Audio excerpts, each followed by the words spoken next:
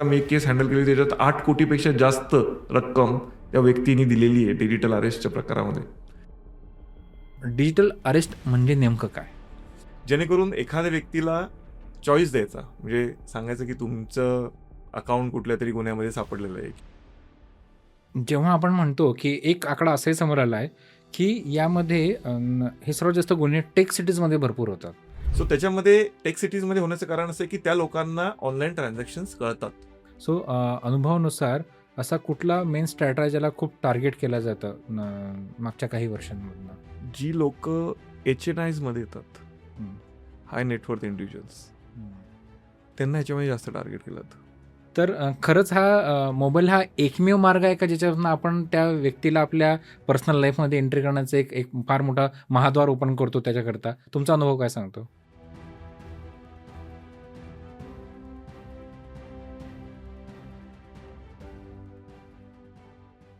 आजचा पॉडकास्ट आपण एका वेगळ्या विषयावरती घेतो, एका वेगळ्या धाटणीचा आहे घेतो आहे की सडनली तुम्हाला एक कॉल येतो आणि नंतर त्यातनं असं बोललं जातं की मी CBI ऑफिसर बोलतो आहे किंवा मी पोलीस बोलतो आहे आणि तुमच्या नावाने काहीतरी पार्सल आलेलं आहे किंवा कोणीतरी अडचणीत आहे आणि तुम्ही इमिजिएटली ही ॲक्शन घ्या. किती धक्कादायक असतात ह्या सर्व गोष्टी. आणि आत्ता मागच्या 2 ते 3 वर्षांमध्ये याचे प्रकार प्रचंड वाढलेले आहेत. सो आजच्या पॉडकास्टमध्ये हा अतिशय गंभीर विषय ना आपण गंभीररित्याच हँडल करणार आहोत. सो डिजिटल अरेस्ट यदाकदाचित याची ॲडव्हर्टाईज आपण आपल्या टीव्हीवरती बघतो की अशा प्रकारे होतात, काही कॉल्स येतात, ते फेक स्कॅमर असतात, त्यांच्यापासून आपण दूर राहूयात. एक वेब सीरीज देखील या विषयावरती आलेली होती, बरोबर? पण खरंच हे एकदा ॲड दाखवून ही गोष्ट खरंच सॉल्व्ह होऊ शकते का? राईट. कधी-कधी काही-काही प्रमोशन्स असे असतात की ते स्कॅमरला देखील हुशार बनवतात, राईट, की या माध्यमातनं जनतेला एज्युकेट केलं जातं आहे, बरोबर? तर आता आपण नवीन-नवीन पद्धती काहीतरी आपण शोधून काढूया, राईट? पण जसे ते अपडेट होत राहतात, तसं आपण अपडेट होतो का? हा कधी स्वतःला प्रश्न विचारला आहे? ह्या स्कॅमरचे किती बळी असू शकतात? यदाकदाचित मी असं म्हणेल की जे रिपोर्ट होतात तेच बळी, तीच न्यूज आपल्याला दिसते. पण जे कधी समोर येतच नाही त्यांचं काय होतं? राईट. सो मुद्दा असा होतो इथे मला असं बोलायचं आहे की डिजिटल अरेस्ट ही तंत्रज्ञानाची एक वाईट बाजू आहे. आपण जेव्हा लहान होतो शाळेत तेव्हा संगणक शाबकी वरदान हा एक निबंध असायचा. 5 मार्कासाठी आपण खूप साऱ्या गोष्टी लिहायचो. तेव्हा आता तंत्रज्ञान शाबकी वरदान यदाकदाचित हाही लिहिला जातो. तेव्हा आपला दृष्टिकोन असा होता की किती छान बाजू आहेत ना तंत्रज्ञानाच्या, संगणकाच्या. पण आत्ता जर हेच खरं लिहायला सांगितलं त्याच जनरेशनला, तर तो खरंच चांगल्या किती आणि वाईट किती यदाकदाचित याचं मूल्यमापन होणार नाही. तर तंत्रज्ञानाच्या 2 बाजू आहेत ना, त्यातली एक बाजू जी आहे ना, ती आज आपण इथे या पॉडकास्टमध्ये त्याच्यावर चर्चा करणार आहोत. तो आज माझ्यासोबत आहेत योगेश ठनागे सर, जे गेली 15 वर्ष झाले या सेक्टरमध्ये काम करतात आहेत. डिजिटल अरेस्टवरती त्यांचं प्रचंड काम आहे. कदाचित मी काय बोलणार ना त्यांच्यासोबत, तो त्यांच्याकडनंच आपण ऐकून घेऊयात आणि या अशा धीर गंभीर विषयाला आपण एकदम चर्चा करूयात. आणि वन मोर थिंग, सर्व कुटुंबानिशी बघणारा असा हा पॉडकास्ट असणार आहे. एज्युकेशन अँड अवेअरनेस किती महत्त्वाचं होऊ शकतं आणि ते यदाकदाचित आपण कोणाचा जीव देखील वाचवू शकतो. असे काही इन्सिडेंट आज आपण या पॉडकास्टमध्ये डिस्कस करणार आहोत. तो योगेश सर, तुमचं आजच्या या पॉडकास्टमध्ये सरचे स्वागत करतो. Thank you so much. Pleasure to be here. Great. तर जसं मी म्हटलं की तंत्रज्ञान हे शाप की वरदान. एकेकाळी ते आपल्याला फार वरदान वाटायचं. आपण ग्लोबलायझेशन ह्या सर्व गोष्टी करायचो. पण आता हळूहळू आहे ना त्याची काळी बाजू देखील आहे ना समोर येत आहे, राईट. आणि त्यातल्या त्यात आत्ता जो पाठ चाललेला आहे की काही असे आकडे सांगतात की 2024-25 या सालामध्ये जवळपास 1924 कोटी ही अमाऊंट आता ती इंटरनेटवरती आहे. खरी किती असेल माहीत नाही. ती गमावली आहे. हा आकडा खूप धक्कादायक आहे. यदाकदाचित हा आकडा एखाद्या छोट्याशा देशाचा GDP असू शकतो. हो, नक्कीच. राईट. तर आज आत्ता बेसिक आपण सुरू करूयात की डिजिटल अरेस्ट म्हणजे नेमकं काय? महत्वाचं ह्याच्यामध्ये मला असं वाटतं, अरेस्ट हा जो शब्द आहे, सर्वसामान्य व्यक्तीला जनरली पोलीस स्टेशन, कोर्ट याचा संबंध तसा कधीच येत नाही. रेग्युलर त्यांच्या जीवनशैलीमध्ये जे त्यांचं काम चालतं त्यांचा जास्तीत जास्त संबंध आला तर ट्रॅफिक पोलिसांशी येतो. बरोबर. अरेस्ट होणे आणि अरेस्टच्या मागचं जे सत्यता आहे किंवा त्याची जी एक रियालिटी आहे, हं, हं. ही बऱ्याच वेळा त्यांनी जी पाहिली असते ती आयदर एखाद्या सिरियलमध्ये पाहिलेली असते किंवा मूव्हीमध्ये पाहिलेली असते बरोबर. अगदी बरोबर. किंवा कोणाकडनं तरी ऐकलेली असते.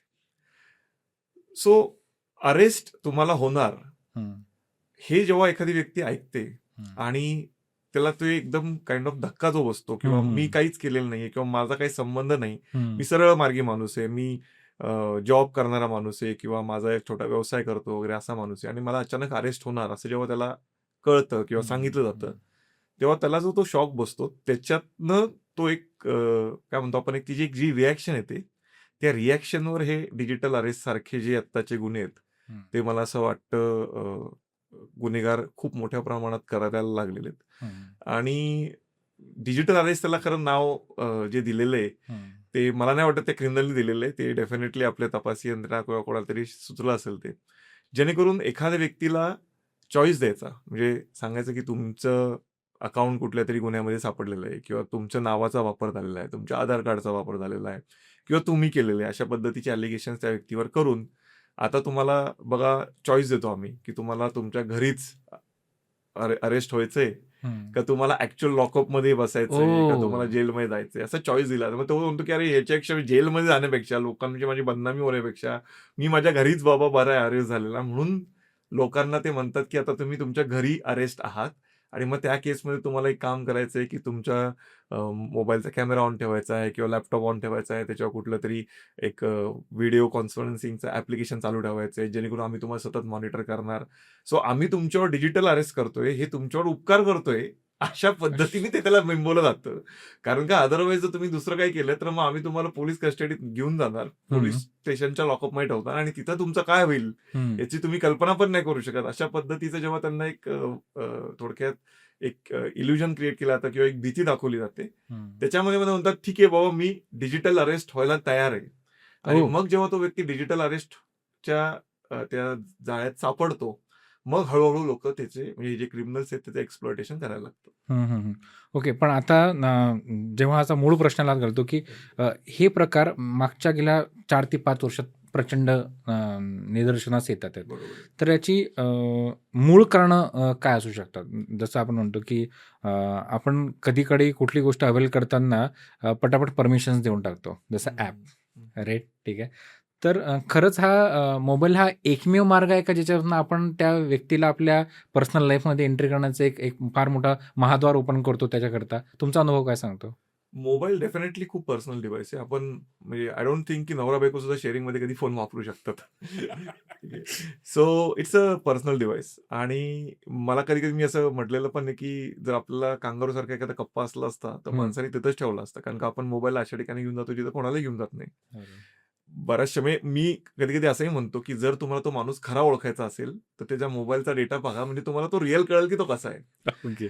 So definitely it's a personal device and it gives opening म्हणजे तुमच्या त्या वैयक्तिक आयुष्यात एखाद्याला जर डोकवायचं असेल तर मोबाईल एक one of the not the only but one of one the of the नक्कीच आहे. ओके.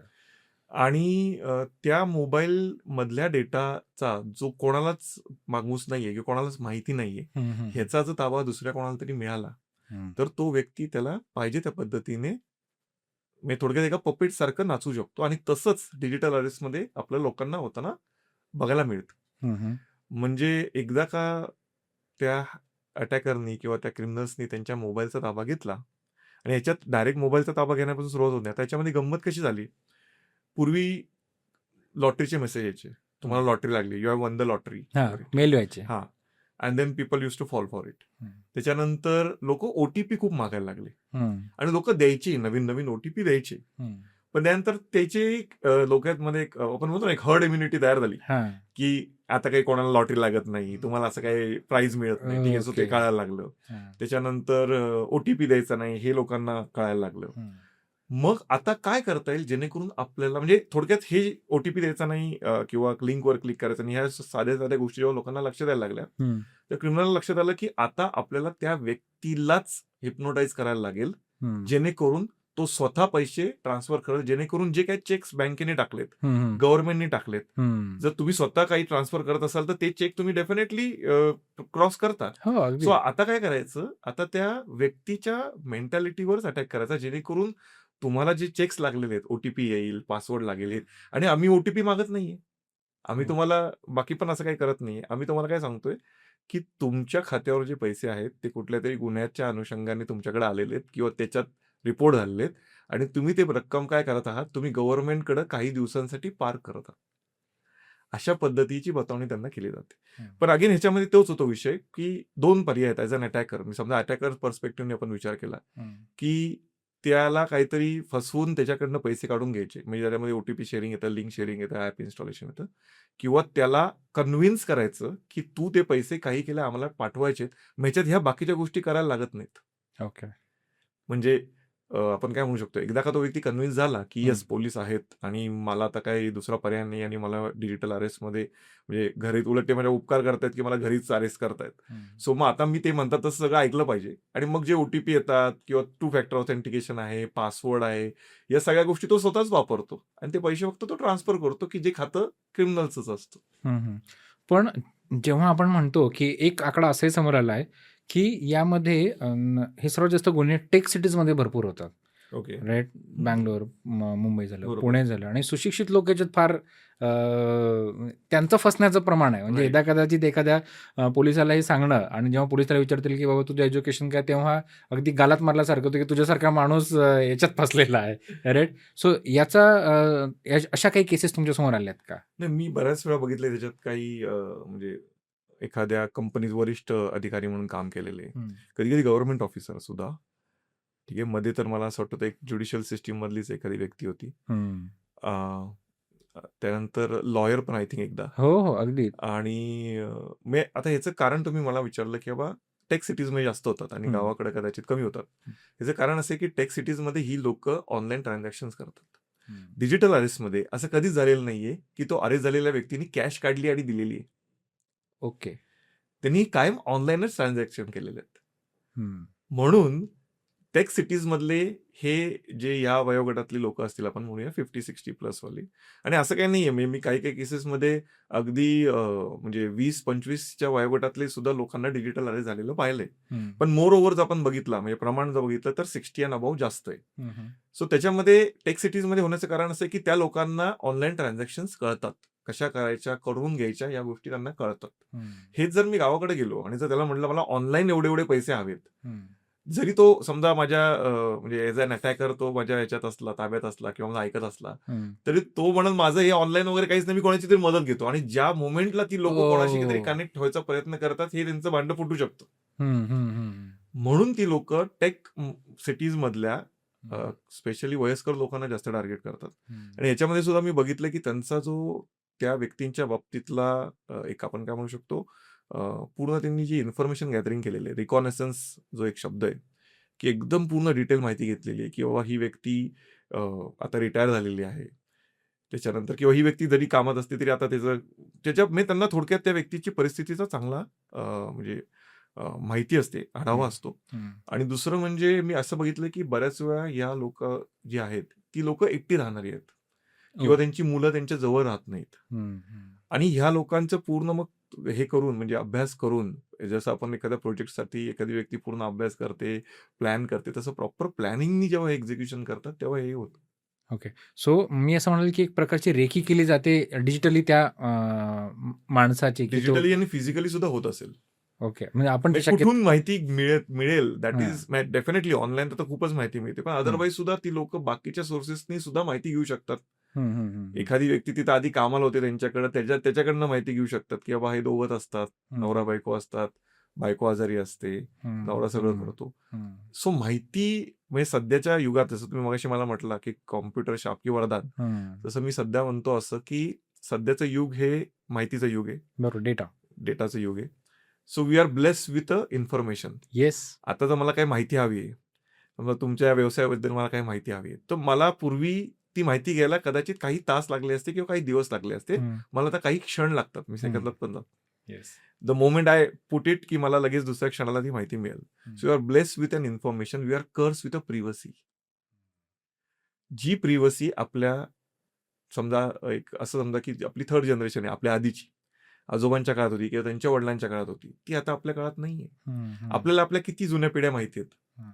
5 पिढ्या जरी माहिती असल्या, 6 पिढ्या जरी माहिती असल्या, पण अचिव्हमेंट आहे. पण आपण आपल्या 100 जनरेशनला सुद्धा माहिती असो. कारण का ते माहिती आहे की आपलं सगळं डिजिटली कुठेतरी रेकॉर्ड होतंय. दे नो की आपण काय होतो, कसे होतो, आपले पूर्वज कसे होते, ही सगळी माहिती. सो ही जी प्रायव्हसीचा जो लॉस झालेला आहे, तो एक मेजर फॅक्टर याच्यामध्ये प्ले करतो. एखादी व्यक्ती आहे, वयस्कर आहे, त्याच्या खात्यावर भरपूर पैसे आहेत. ठीक आहे. किंवा ती व्यक्ती आहे, त्याच्या घरी कोण नसतं, तो एकटा राहतो. किंवा ती व्यक्ती आहे, त्याला काही आजार आहे. इव्हन त्याच्या आजाराचं सुद्धा एक्सप्लॉयटेशन केलं जाऊ शकतं. ओके. किंवा ह्या व्यक्तीला बीपी आहे, म्हणजे हा लवकर घाबरू शकतो. हो. सो अशा पद्धतीची माहिती ह्या अटॅकर्सनी मोठ्या प्रमाणात गोळा केलेली असते.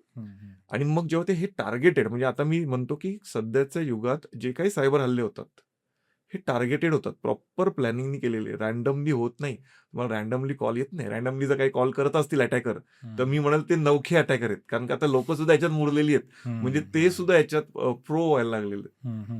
आणि मग जेव्हा हे प्रॉपर प्लॅनिंगनी करतात, प्रायव्हसी त्यांची ऑलरेडी गेलेली असते. तुमचं नाव हे आहे का? तर समोरचा व्यक्ती हो म्हणतो. आता समजा मला कोणी कॉल करून म्हटलं की तुम्ही योगेश ठाणगे आहात का? तर मी होच म्हणणार, मी नाही थोडी म्हणणार. बरोबर. आणि जेव्हा मी म्हणतो ओके योगेश ठाणगे आहात का? तुमची अशी शेलस्ट्रॉंग नावाची कंपनी आहे का? म्हणजे जे काही माझ्याबद्दल माहिती आहे ती जेव्हा म्हणणार, मी हो, हो, हो, हो म्हणणार.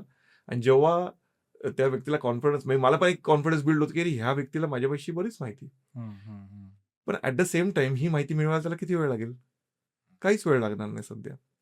सो तो एक मेजर फॅक्टर आहे की ह्या लोकांची माहिती हल्लेखोरांकडे जाणं, हल्लेखोरांनी त्याचा अभ्यास करणं आणि मग प्रॉपरली त्यांना ह्याच्यामध्ये ओढणं. असं एक प्रॉपर एक माझा एकदम ठरवून केलेली गोष्ट ही आणि संघटित गुन्हा आहे. असा एकट्या व्यक्तींनी करण्याचा विषय नाही हा. एक्झॅक्टली. म्हणजे हे एक टीम बिल्डिंग सारखंच एक हो, काम. म्हणजे मी बऱ्याच वेळा म्हणतो की सायबर अटॅक्स जे आहेत ते 1 to many आहेत. तुम्ही एकटे आहात अगेन्स्ट बरीच लोक कोऑर्डिनेशन मध्ये काम करतायत, जे तुमच्यावर हल्ला करतायत. ओके. एक व्यक्ती असतो जो कॉल करणार, दम देणार. दुसरा व्यक्ती असतो तो त्याचं एक अकाउंट अवेल करणार. तिसरा व्यक्ती असतो त्या अकाउंटमधनं कॅश काढून घेणार.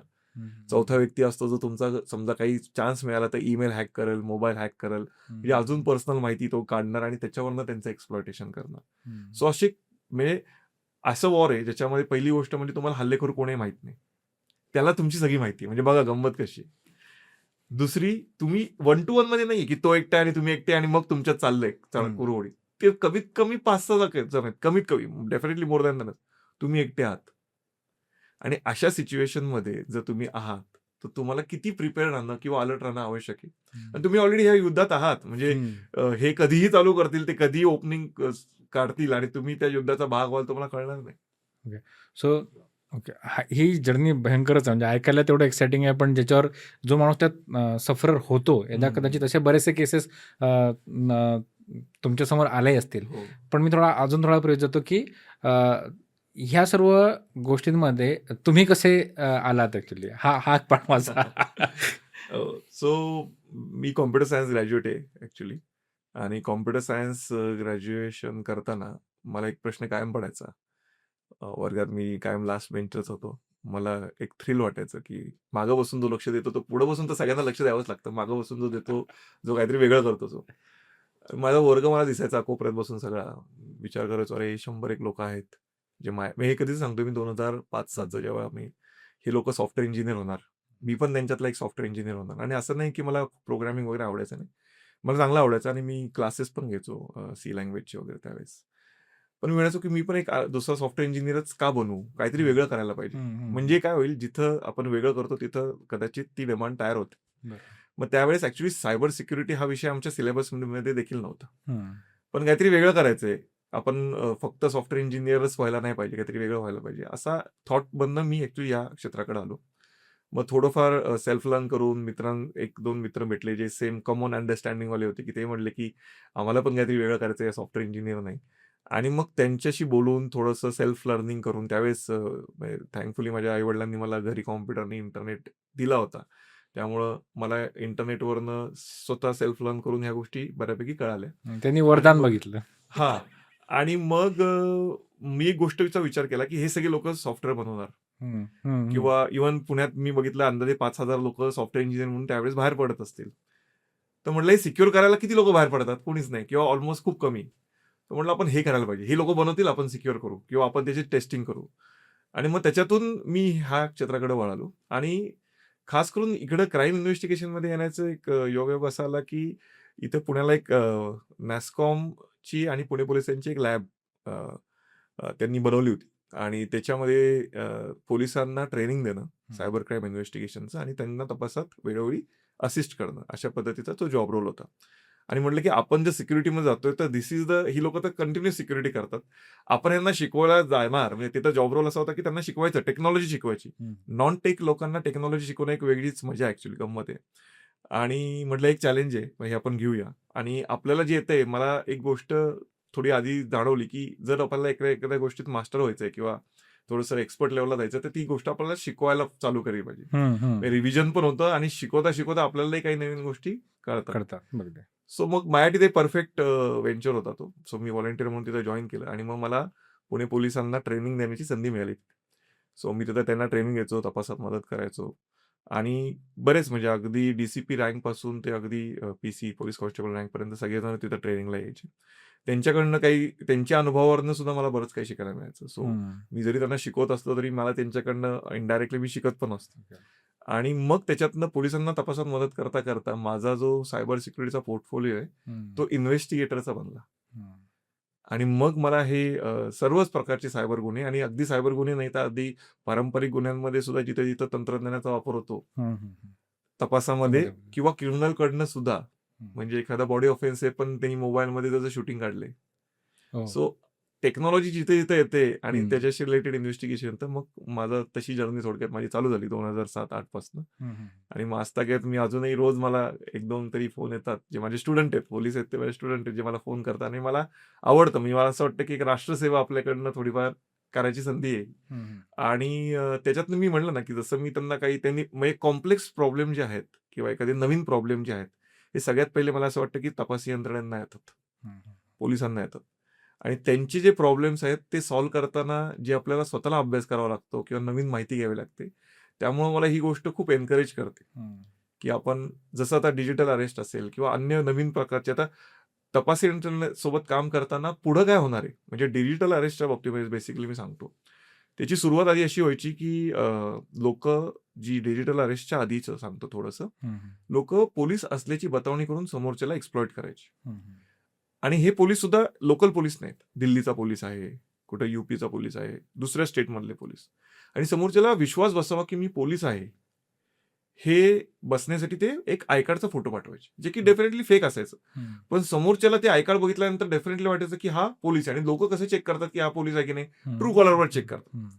आता ट्रू कॉलर नावाचं ट्रू आहे ते, पाहिजे असेल तर तुम्ही पाहिजे तसं त्याचा यूज करू शकता. समजा मी माझं नाव जर त्याच्यात योगेश पोलीस असं टाकलं तर कदाचित समोरच्याला प्रत्येकाला पोलीस म्हणून जाईल. सो लोक काय करतात, ट्रू कॉलर बघतात पोलीस आहे, आय कार्ड बघतात पोलीस आहे, कुठला तरी त्याच्या वर्दीतला फोटो असतो काढलेला. सो पूर्वी हे फोटो पाठवायचे आणि मग त्या व्यक्तीला ब्लॅकमेल करायचे. आणि ह्याच्यामध्ये सुद्धा वेगवेगळ्या इन्सिडेंट्स मध्ये ते लोक असायचे. पण जेव्हा मला लक्षात आलं की आता हे फोटो पाठवून लोकांना मला लक्षात आलं की हे फोटोच असतो, एका रिअल माणूस नसतो. मी समाऊ बोललो पण होतो बऱ्याच जिथं मी ट्रेनिंगला जातो किंवा जनजागृतीचे काही मी सेशन घेतो त्याच्यामध्ये, की आता ही लोक तुम्हाला व्हिडिओ कॉल करणार, कारण का कन्व्हिक्शन बिल्ड करायचं त्यांना की मी खरंच पोलीस आहे किंवा मी खरंच एखाद्या तपासी यंत्रणेतला महत्वाचा अधिकारी आहे आणि तुम्ही याच्यात आहात. आणि मग म्हणजे मी समाऊ काइंड ऑफ मला हे प्रेडिक्ट झालं होतं की हे आता व्हिडिओ कॉल करून लोकांना कन्व्हिन्स करणार.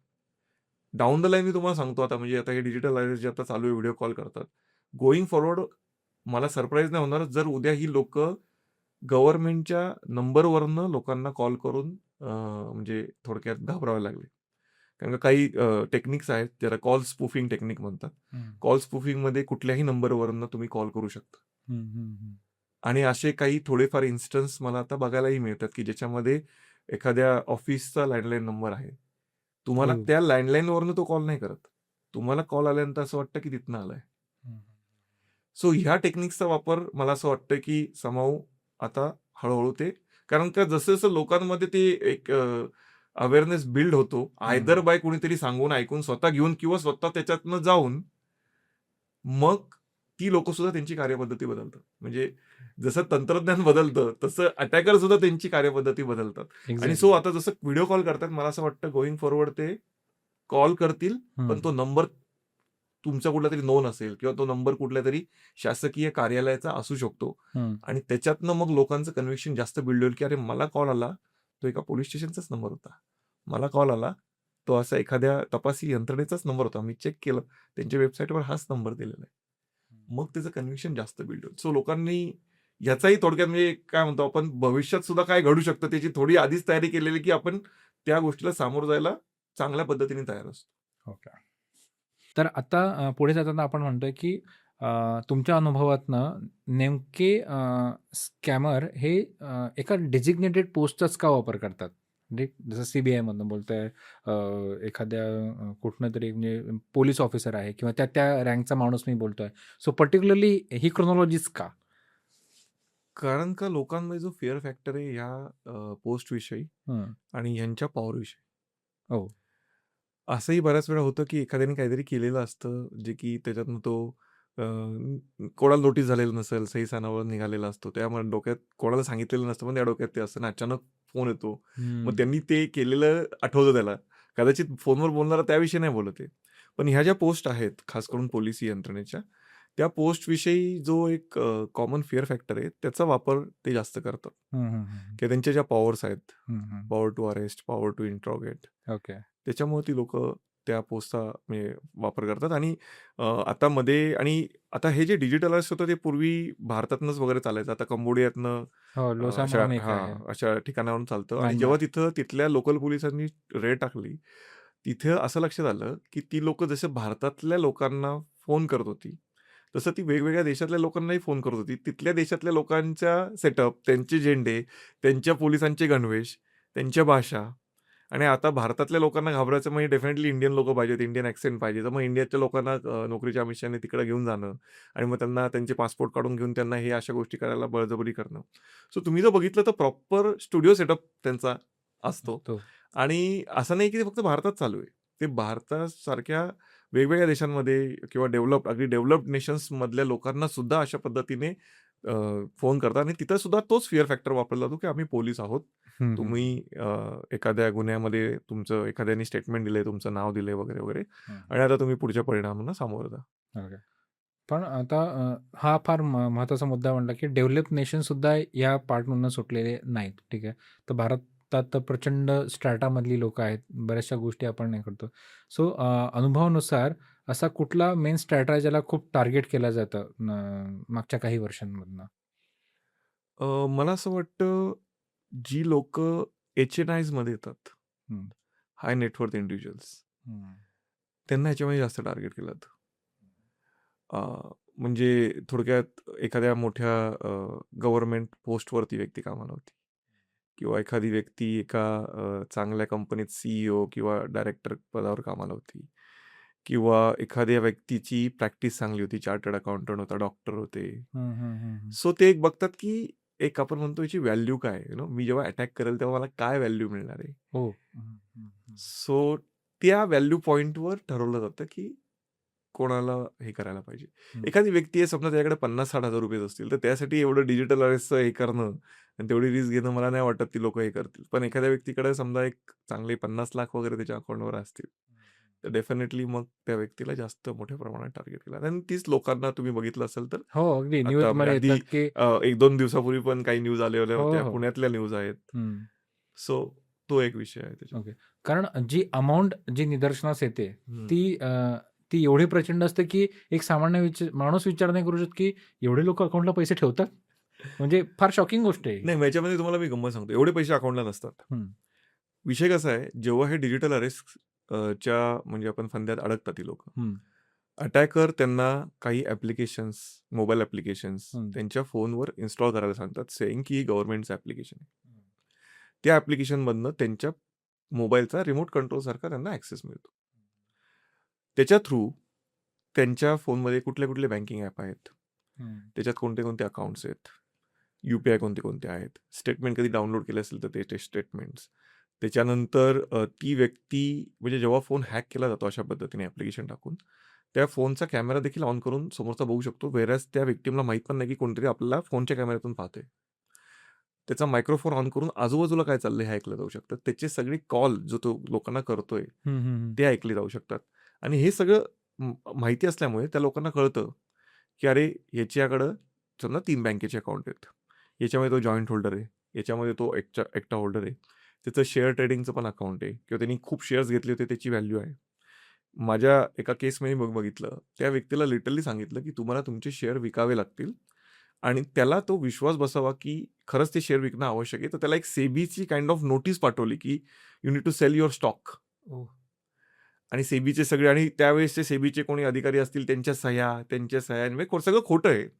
पण जर त्यांनी Google केलं बाबा सेबीचे सध्याचे अधिकारी आणि तेच असणार. त्यांचं नाव, त्यांच्या सहीचा गैरवापर आणि मग अशा पद्धतीने त्या व्यक्तीला लिटरली त्याचे जुने शेअर जे त्याची याची व्हॅल्यू कोट्यवधींमध्ये आहे, ते लिक्विडाइज करायला लावले. आणि ते लिक्विडाइज करून मग असं नाही की लोकं अकाउंटला पैसे ठेवतात. लोकांच्या इन्व्हेस्टमेंट्स पण असतात. हं. कधी-कधी त्यांच्या घरातले समजा काही दागिने वगैरे असतील, तर तेही त्यांना विकायला लावलेले आहेत. अरे बाप! हं, की तुम्हाला आता तुमचे जे काही फंड्स आहेत, ते हं. सगळे लिक्विड करून आता समोरचा व्यक्ती का देतोय एवढे फंड्स? हं, हं. ठीक आहे, एखादा कोणतरी ब्लॅकमेल करतोय. हं, समजा एखादा व्यक्ती पोलीस म्हणून ब्लॅकमेल करत असेल, ही एक सिच्युएशन आहे. हं. पण दुसरी सिच्युएशन इथं काय आहे, ते म्हणतात की हे फंड जे आहेत ते तुमचेच आहेत. फक्त आता तुमचं नाव ह्याच्यात आलेल्यामुळे आम्ही ते फंड्स गव्हर्नमेंटच्या अकाउंटला सध्या पार्क करतोय. आणि हे जे अकाउंट आम्ही तुम्हाला दिले, हे गव्हर्नमेंटच्या अकाउंट आहे. आम्ही रिकॉग्नाइज केलेलं अकाउंट आहे. गव्हर्नमेंट रिकॉग्नाइज्ड अकाउंट आहे. आणि जेव्हा ही लोकं काही अमाउंट त्या अकाउंटला पाठवतात, हं. तेव्हा त्यांना रिसीट देतात. की government has received this much amount from you for म्हणजे आणि ते आम्ही आता ह्याच्यात ठेवणार आहोत सध्या लॉकमध्ये. तुमच्याकडे असेल तर ती उद्या काढून घेतली जाईल किंवा त्याच्यावरून तुम्हाला तुमच्याकडे जेवढं आहे, म्हणजे तुमच्याकडे वेगवेगळ्या असेट्समध्ये सुद्धा जे असेल, हं. काही-काही लोकांनी फ्लॅटही विकलेले आहेत, की ते पैसे घ्या आणि मग ते पैसे या अकाउंटला ट्रान्सफर करा. त्याची त्यांना रिसीट द्यायची. सो मी एक रिसीट बघितली 1.2 सीआरची रिसीट आहे. म्हणजे एका ट्रान्झॅक्शनमध्ये एका व्यक्तीने 1.2 सीआर त्या अकाउंटला पाठवलेत. आणि त्याला म्हणजे त्या व्यक्तीला वाटावं की खरंच जेन्युइन गव्हर्नमेंटचे इन्व्हेस्टिगेशन वगैरे चालू आहे. तर त्यांना एक गव्हर्नमेंट ऑफ इंडियाची अशी एक रिसीट, क्यूआर कोड, प्रॉपर एक डिजिटल रिसीट करून पाठवली 1.2 सीआर त्या व्यक्तीच्या नावाने. आणि मग त्या व्यक्तींनी त्याच्याकडे जेवढे असेट्स आहेत, not only cash at FD किंवा सेव्हिंगची कॅश, स्टॉक्स असतील, काही सोनं-नाणं असेल किंवा अजून म्युच्युअल फंड्स असतील, ते सगळे लिक्विड केले आणि ते पैसे त्या अकाउंटला दिले लिटरली. सो लोकं एवढे पैसे नाही ठेवत अकाउंटला. लोकं इन्व्हेस्टेड असतात ते त्यांना ते लिक्विडाइज करायला लावतात. पण ह्यांना कसं कळतं की बाबा ह्यांची इन्व्हेस्टमेंट आहे. एकदा का ही म्हणजे ते अटॅकर त्यांच्या फोनमध्ये आले, हं. की फोनमधनं त्यांना सगळीच माहिती कळते, की बाबा याच्याकडे स्टॉक्स पण आहेत. याचे 4 हं. ठिकाणी अकाउंट्स पण आहेत, वगैरे, वगैरे. आणि मग ती लोकं सांगतात, "आमच्या तपासात असं निदर्शनास आलेलं आहे, की तुमच्या नावाने एवढे स्टॉक्स आहेत आणि ते तुम्हाला लिक्विड" आणि समोरचा म्हणतो, "अरे हे स्टॉक्स आहेत हे फक्त मला माहिती." हं, हं. मग ह्यांना जर माहिती आहे म्हणजे डेफिनेटली गव्हर्नमेंट ऑफिसर आहेत. हं. सो ते जे कन्व्हिक्शन बिल्ड होतं ना एखाद्याचं, की नाही मी आता काहीतरी केलेलं आहे किंवा मी कुठं कशातरी सापडलेलो आहे आणि मला आता ह्याच्याशिवाय दुसरा पर्याय नाही. हं. आता त्याला ही तंबी दिली होती, की बाबा तू कोणाशी बोलायचं नाही. हां, एक्झॅक्टली. हा हां. माहीत ना साहजिक प्रश्न आहे हा. आणि तू घरातलं बाहेर पडायचं नाही किंवा जर घरातनं बाहेर पडणार असेल आणि कोणाशी बोलला, आता कसं होतं फोन हॅक झाल्यामुळे हा व्यक्ती काय करतोय हे सगळंच त्यांना कळतं. समजा ती व्यक्तीने दुसऱ्या कोणाशी बोलायला गेलं, तर लगेच त्याला कॉल करून धमकवणं, की "बाबा जर तू आता बोलला, तर तुझ्यासोबत त्यांनाही आम्ही अरेस्ट करू. तू एकटा ऑलरेडी अडकलाय. तू विचार कर, तुझ्यामुळं तुझ्या फॅमिलीमध्ये तुला 2 मुलं आहेत, त्यांना लहान नातवंड आहे. तू विचार कर, या सगळ्यांनाच आम्ही आता हे करणार." किंवा त्यांना लाईफ थ्रेटनिंग पण कधी-कधी हे दिलं जातं, की बघा त्यांना अटक केली जाऊ शकते किंवा त्यांच्या जीवाला धोका निर्माण होऊ शकतो. आणि मग हा व्यक्ती म्हणतो, "मी ऑलरेडी सफर होतोय, मी ह्यांना का सफर करू?" सो काही-काही लोकं लिटरली महिना-महिना, दीड-दीड महिना सुद्धा डिजिटल अरेस्टमध्ये आहेत. काही-काही लोकं कमी काळापुरते असतात, तेव्हा त्यांना सांगितलं जातं, की तुम्ही खोलीमध्ये जा, सगळे खिडक्या बंद करा, कॅमेरा ऑन करा. कॅमेरासमोर तुम्हाला झोपायचं म्हणजे अगदी काय असेल तर कंटिन्युअसली तुम्ही तो व्हिडिओ कॉल, कॉन्फरन्सिंग कॉल चालू ठेवायचा. आम्ही तुम्हाला कंटिन्युअस मॉनिटर करणार.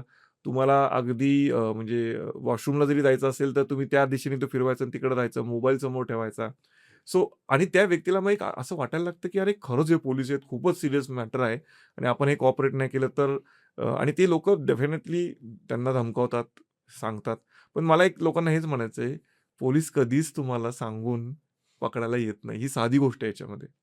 मी आत्तापर्यंत पोलिसांसोबत खूप अनेक वर्ष काम करतोय, 15 वर्षापेक्षा जास्त काम करतोय. कुठल्याही तपासात असं कधीच होत नाही, की पोलीस फोन करून सांगतात, की आम्ही तुम्हाला अरेस्ट करायला येतोय. हं. आणि आता तुम्ही अरेस्ट व्हा. असं कधीच होत नाही. पोलीस डायरेक्ट जर तुम्ही काही चुकीचं केलं तर पोलीस डायरेक्ट येतील. पोलिसांकडे सुद्धा सबस्टॅन्शियल रिझनेबल डाउट असतो. अगदी बरोबर. They are also answerable to judicial. उद्या जर तुम्हाला अटक केली तर कोर्टात सादर करावं लागते, सांगावं लागतं आम्ही का अटक केली, कुठल्या हां, ग्राउंड्सवर. ते अटक तेवढेच करायच्या असतं. आधी बरोबर. त्यांना कधी-कधी त्यांच्या वरिष्ठांची परवानगी सुद्धा घ्यावी लागते. तेही एक त्यांच्याकडे इंटरनल प्रोसेस असते, कारण का हे महत्वाचं आहे, का करायला तेही विचारतात, की काय असे सबस्टॅन्शियल एव्हिडन्सेस आहेत. मग त्या व्यक्तीला अटक केली जाते आणि हे सगळं करताना त्या व्यक्तीला अलर्ट अजिबात केलं जात नाही, कारण का अलर्ट केले तर तो व्यक्ती कशाला थांबेल. आजकाल लोकांना माहिती मोबाईल स्विच ऑफ करतात, हे करतात, ते करतात, अंडरग्राऊंड होतात. सो जर एखादी व्यक्ती फोन करून सांगतीये, की तुमचं अशा गुन्ह्यात नाव आलंय आणि आता आम्ही तुम्हाला डिजिटली अरेस्ट करतोय किंवा आम्ही तुम्हाला अरेस्टची चॉईस देतोय, समजून घ्या की हे पोलीस नाहीयेत, कारण का ऍक्च्युअल पोलीस किंवा कुठली तपासी यंत्रणा तुम्हाला कधीच सांगून तुमच्यावर कारवाई करणार नाही. पण एवढाच हे खूप मला कळत नाही, म्हणजे ॲक्चुअली एवढा सिंपल लॉजिक आहे, की तुमचे पैसे पाठवा वगैरे एवढा अवेअरनेस पण चालू आहे. पण असा कुठला मानसिक दबाव त्या व्यक्तीवरती क्रिएट केला जातो? अशा काही केसेस तुम्ही हँडल केल्या असतील का? किंवा निदर्शनात आल्या असतील? मला एखादी स्टडी? मला त्याच्यात एक जाणवलं, की वयस्कर लोकं म्हणजे थोडं काही वयामानामुळं थोडंसं त्यांच्यात एक अँक्झायटी नॅचरली डेव्हलप झालेली असते. आणि आयुष्यात आपण एक नॉर्मल एक म्हण आहे, की जो कॉमन मॅन आहे तो कधी कोर्टाची किंवा पोलिसांची पायरी चढत नाही. जो चढतो तो डेफिनेटली याला बळी पडणार नाही. पण ज्यांनी कधीच चढली नाही, त्याला हा एक गोष्ट मी म्हटलं ना, एकतर वार्धक्यामुळे आलेलं थोडंसं फिअर फॅक्टर, भीती वाटायला लागते. पूर्वीसारखा जवान असतो तेव्हा तो भिडायला तयार असतो. पण आता तो म्हणतो, "नको, मला माझी काही वर्ष राहिली ती मला शांतीत काढायची आहेत. मला असं काही त्रास नकोय डोक्याला." त्याच्यातनं आलेला फिअर फॅक्टर आणि पोलिसी खाक्या, जो की आता होतं काय, अजून एक मला एक गोष्ट जाणवली. ही लोकं जी कॉल करतात आणि लोकांना घाबरवतात, की तुमच्या नावाने पार्सल पाठवले, त्यात ड्रग्ज सापडलेत किंवा तुमचं अकाउंट एका मोठ्या मनी लॉन्ड्रिंग केसमध्ये आलेलं आहे किंवा हे कुठल्यातरी बरेच एका वेळा टेररिस्टनी तुमचं नाव घेतलेलं आहे. हे ज्या लोकांना हे कॉल येतात आणि ज्या कन्व्हिक्शननी समोरचा बोलत असतो, तो दिवसातनं मिनिमम एक 30-40 कॉल किंवा जास्तच करत असेल. कंटिन्युअसली ते कॉल करून सुद्धा आहे ना, त्याच्यामध्ये ती एक ॲबिलिटी डेव्हलप होते अटॅकरमध्ये, की मी कशा पद्धतीने ह्या व्यक्तीला म्हणजे थोडक्यात मेंटली ब्लॉक करू शकतो किंवा मेंटली हॅरॅस करू शकतो. आणि बऱ्याच वेळा ह्याच्यामध्ये ते माहितीचाही वापर करतात. तुमचं नाव असं-असं आहे, मी जसं म्हटलं ना, अशी काही माहिती, की तुमचा आधार कार्ड नंबर असा-असा आहे, तुमचा बँक अकाउंट नंबर असा-असा आहे. बँक अकाउंट नंबर बऱ्याच वेळा पब्लिकली अवेलेबल नसतो, पण ही लोकं कुठून तरी मिळवतात. आणि ह्या सगळ्याचं जेव्हा कॉम्बिनेशन होतं, की ती व्यक्ती एकटी आहे, वयस्कर आहे, थोडंसं आता म्हणजे तो आपण म्हणूया, की त्याला कधी-कधी बीपीचा त्रास सुद्धा असतो आणि त्याला ह्या गोष्टी एकदम धक्कादायक असतात. तो एक फॅक्ट. त्यांनी सांगितलेली माहिती, जी त्याला कन्व्हिन्सिंग वाटते किंवा हो, हे माझाच अकाउंट नंबर आहे. त्यांनी अजूनही सांगितलं असतं, की तुम्ही कधी-कधी ते हेही सांगतात, की तुम्ही रिसेंटली इथे-इथे पैसे ट्रान्सफर केले किंवा हे विकत घेतलं. तो एक कन्व्हिक्शनचा पार्ट आणि ह्या लोकांना कंटिन्युअसली ती गोष्ट करून आलेला एक कॉन्फिडन्स म्हणजे कोण अटॅकरला. ह्याचं जेव्हा एकदम मिक्सचर होतं ना, तेव्हा मी बघितले अगदी तरुण लोकं सुद्धा याच्यामध्ये. म्हणजे मला जे आपण म्हणतो ना, की तुमच्या नावाने पार्सल पाठवले आणि त्याच्यात ड्रग्ज सापडलेत. याच्यामध्ये मी अगदी 25-30 वर्षाच्या लोकांना सुद्धा घाबरलेलं पाहिलेलं आहे. मला त्यांना फोन आला असा-असा किंवा तुमच्या नावाने पार्सल केलेलं आहे, त्याच्यात ड्रग्ज सापडलेले आहेत आणि आता तुमच्यावर कारवाई होऊ शकते.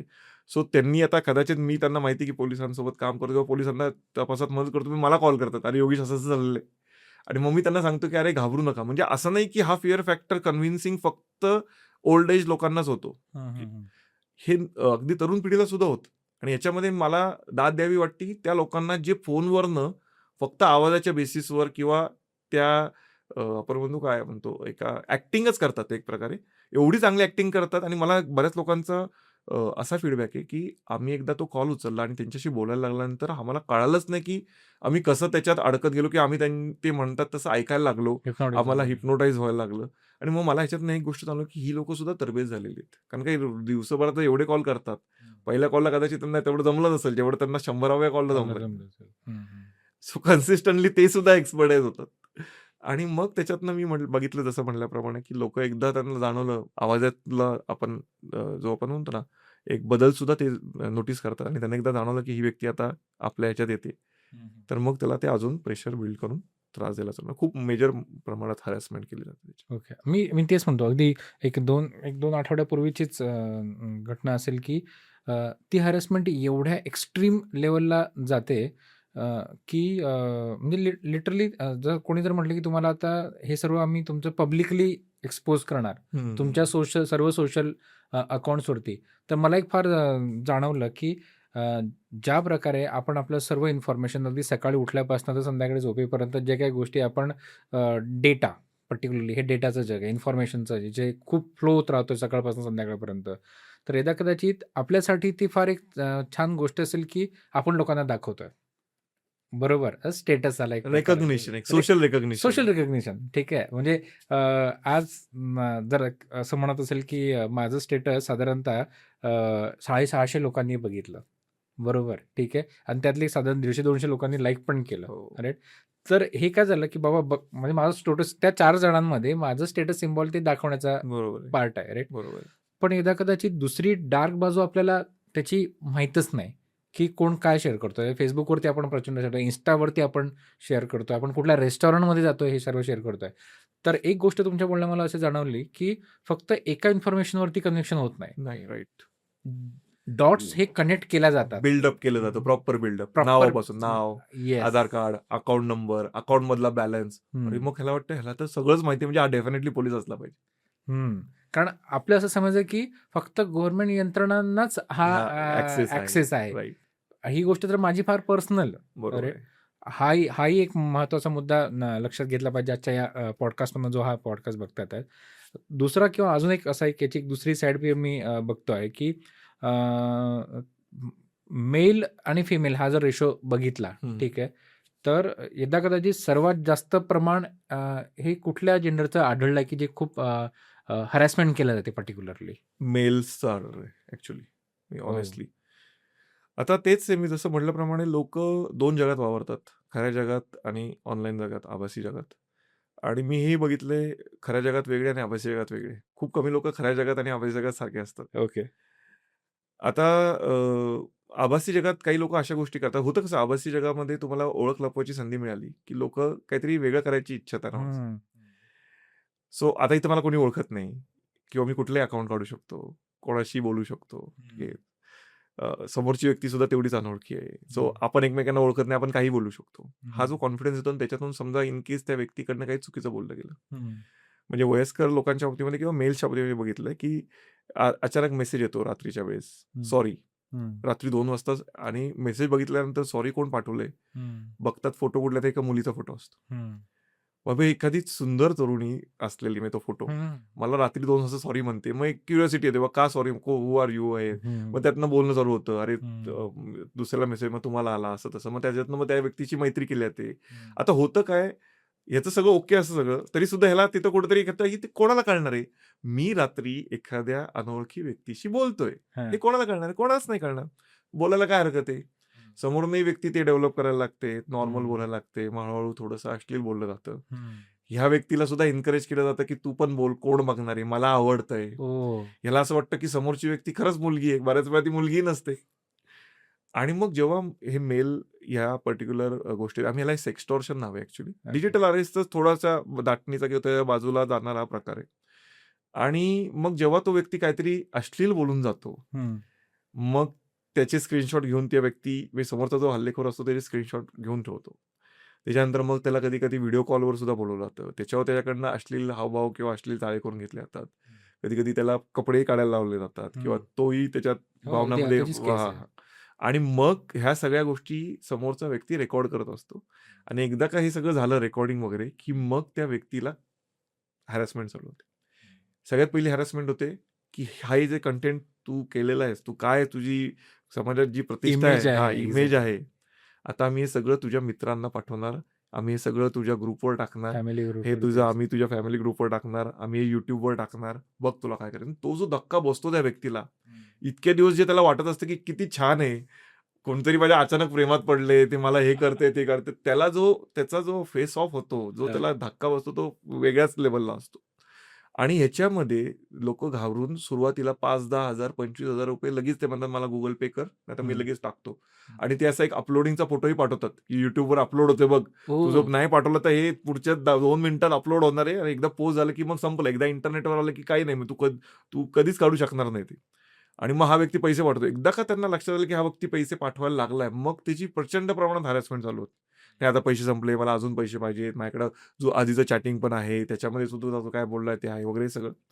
आणि एकदा का हा फिअर फॅक्टर जरा कमी झाला, की मग पोलीस म्हणून ती लोकं ह्याच्यामध्ये येतात. तुम्ही ज्या मुलीशी बोलत होता ती अल्पवयीन आहे. सो तुम्ही ज्या मुलीशी बोलताय ती लहान आहे थोडक्यात कायद्यानुसार हां. आणि तुम्ही काय म्हणतो आपण चाइल्ड अब्यूज केलेला आहे. ह्याची ग्रॅव्हिटी तुम्ही बघा, चाइल्ड अब्यूजला बेल सुद्धा नाहीये किंवा तुम्हाला हा दखलपात्र गुन्हा आहे, कॉग्निझेबल ऑफेन्स आहे, तुम्हाला इमिडिएटली अटक होऊ शकते. मी असा दिल्लीतला सायबरचा पोलीस आहे, माझं हे आय कार्ड आहे. किंवा मग मी ते कॉल केला जातो आणि मग त्यांना सांगितलं जातं, की तुम्ही जे केलंय आधी त्या मुलीने एक्सप्लॉइट केलेलं आहे तुमच्या प्रतिष्ठेसाठी. आता ती मुलगी लहान असल्यामुळे तिच्या वडिलांनी तक्रार दिलेली आहे आणि आता आम्ही त्याच्यामुळे तुमच्या कारवाई करणार आहे. लहान मुलांशी तुम्ही अशा गोष्टी करता हेही जगाला कळालं तर काय होईल बघा.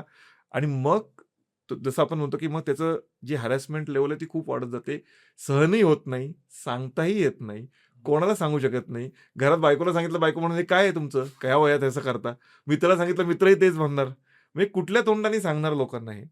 आणि मग ती व्यक्ती त्या याच्यात इतक्या मोठ्या प्रमाणात आतमध्ये जाते, डिप्रेशनमध्ये जाते कधी-कधी आणि त्यांना सांगितलं जातं, बघा तुम्ही कोणाला सांगितलं, तर आम्ही हे लगेच व्हायरल करणार. आणि एकदा का व्हायरल झालं, की सगळं झालं प्लस तुम्ही हे लहान मुलांसोबत केलेलं आहे, विचार करा.